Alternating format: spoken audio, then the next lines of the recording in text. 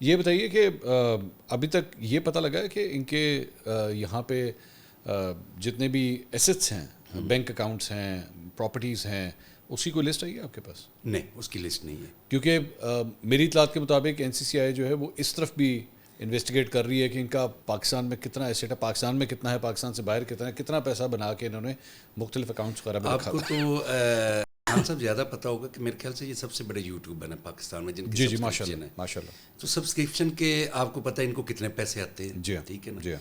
تو لیکن ایسے مجھے ایگزیکٹلی نہیں پتا کتنے آتے ہیں، لیکن آپ کو کچھ شاید اندازہ ہوگا، کچھ آئیڈیا ہے. کچھ آئیڈیا ہے. انہوں نے ایک دفعہ کسی انٹرویو کے اندر ریسنٹلی، مجھے نہیں پتا کتنا پرانا انٹرویو، لیکن اس میں انہوں نے کہا تھا کہ مجھے 8 فگر آتا ہے، مطلب پر منتھ جو مجھے پیسے آتے ہیں وہ 8 فگر کا مطلب ہے کروڑ سے اوپر ہی ہے، 10 ملین سے اوپر، 10 ملین سے اوپر ہے، کروڑ سے اوپر ہے. اب پتہ نہیں، اللہ لگ رہے اور دے انہیں، لیکن ایگزیکٹ نہیں پتا. لیکن آپ کو بھی آئیڈیا نہیں ہے کہ ان کے ایسٹس کتنے ہوں گے؟ جی کتنے ہیں، جو ہے مجھے کوئی آئیڈیا نہیں ہے. ٹھیک، ان کے نام پہ ہیں، کتنے نام پہ نہیں ہے وہ.